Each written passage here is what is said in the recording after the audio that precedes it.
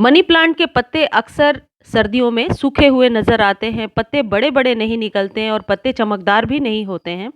आज के वीडियो में मैं आपको एक ऐसे फर्टिलाइज़र के बारे में बताने वाली हूँ, जिसका इस्तेमाल आप 15 से 20 दिनों पर एक बार करेंगे तो आपके मनी प्लांट के का जो पौधा है, वह ग्रोथ तो जल्दी करेगा ही, बल्कि उसके पत्ते भी बड़े-बड़े और चमकदार निकल कर के आएँगे।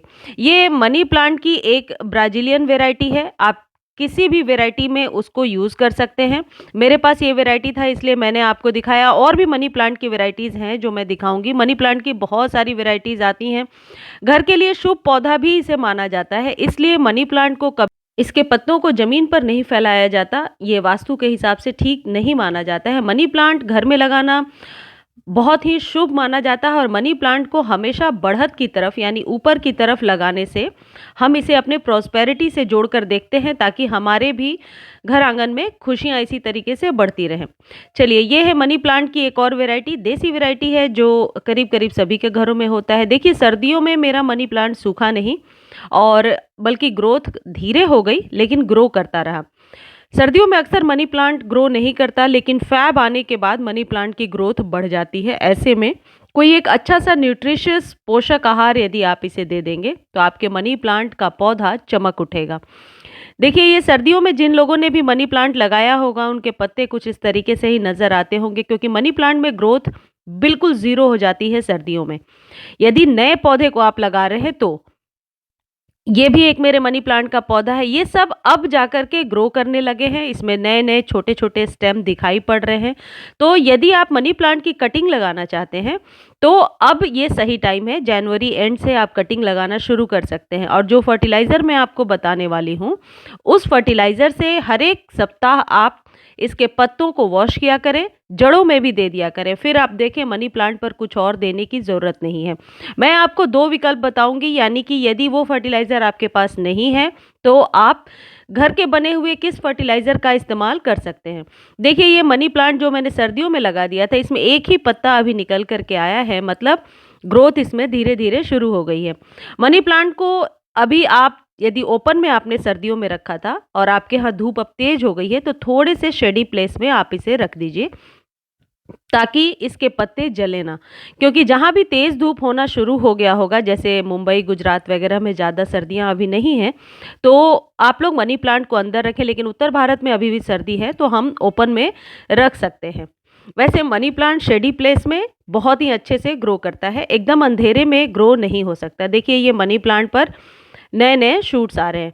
मनी प्लांट कभी भी ओवर वाटरिंग को टॉलरेट नहीं कर सकता। आप इसके पत्तों को बराबर वॉश करते रहें और जड़ों में उतना ही पानी दें जितना ज़रूरी है, तो मनी प्लांट सालों साल चलता रहेगा। बल्कि एक ऐसा पौधा है जो कटिंग के द्वारा बहुत ही आसानी से आप ग्रो कर सकते हैं। मनी प्लांट को हमेशा मॉस स्टिक पर ही लगा कर रखें। मॉस स्टिक पर लगाने से इसकी जड़ें इसके अंदर जो है जगह बना लेती हैं और वहाँ से इसके रूट्स निकलते जाते हैं और नए-नए पत्ते ग्रो होते जाते हैं।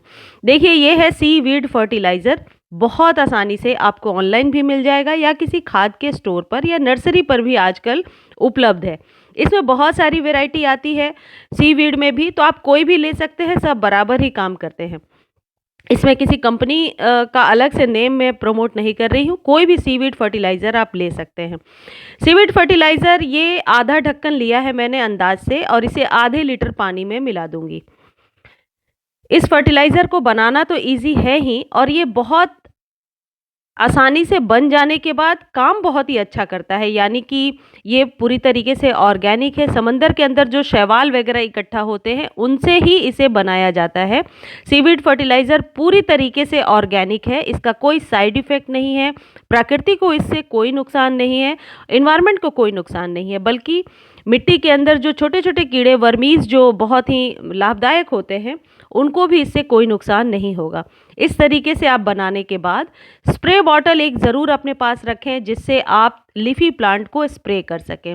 इसे बनाने के बाद इसके पत्तों मनी प्लांट के पत्तों पर डायरेक्टली आप इसे स्प्रे कर सकते हैं और जड़ों में दे सकते हैं। ये क्रिया आपको हर एक 5 से 10 दिनों में दोहराना है। लेकिन एक चीज़ ध्यान रखें, जब कभी भी आप फर्टिलाइज़र दे रहे हैं आपके मनी प्लांट में, थोड़ी सी गुड़ाई कर लें। गुड़ाई करने के समय ध्यान रखें कि उसके जड़ों में किसी प्रकार की चोट या खुरचन ना आए, नहीं तो जड़ें निकल जाती हैं।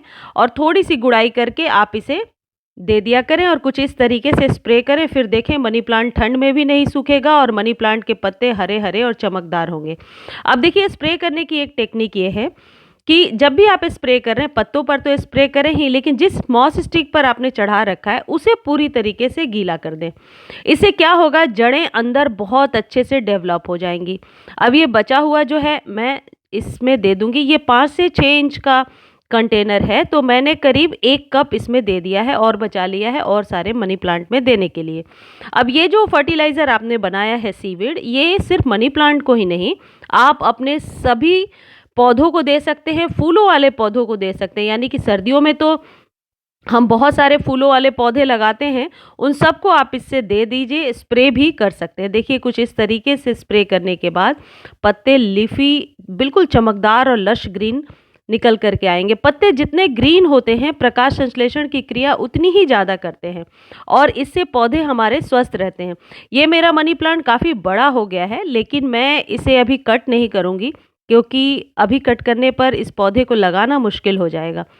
फरवरी में ही हम नए पौधों को लगाते हैं, नए बीजों को लगाते हैं, तभी जर्मिनेट हो पाता है। ये देने के बाद आप इसे धूप में भी छोड़ सकते हैं, उसका कोई साइड इफ़ेक्ट नहीं होगा। वैसे जब भी खाद देना होता है कोशिश करें कि सुबह दे दें या शाम में। इसको देने के बाद कोई वाटरिंग करने की ज़रूरत नहीं है, क्योंकि ऑलरेडी इसमें पानी है। पानी में आपने देखा ही आधे ढक्कन मिला करके दिया है। अब इसे देने के बाद 3-4 दिनों तक कोई वाटरिंग मत कीजिए। जब मिट्टी ऊपर से 2-3 इंच तक सूख जाए, तभी आप वाटरिंग करें और उसके बाद नॉर्मल वाटरिंग करें। फिर 10 दिनों के बाद इस प्रक्रिया को रिपीट करें। अब यदि आपके पास सीवीड फर्टिलाइज़र नहीं है, तो आप चाय पत्ती फ्रेश 1 चम्मच लेकर के 4-5 घंटों तक पानी में भिगो दीजिए और भिगोने के बाद उस चाय पत्ती को छान के स्प्रे किया, वैसे ही आप सभी पौधों पर और मनी प्लांट पर स्प्रे कर दीजिए। बची हुई चाय पत्ती को आप मनी प्लांट की जड़ों में ऐसे ही मिट्टी में मिला दीजिए, या चाहे तो 2 से 3 बार उसे यूज़ करने के बाद आप मिट्टी में डायरेक्टली डाल सकते हैं।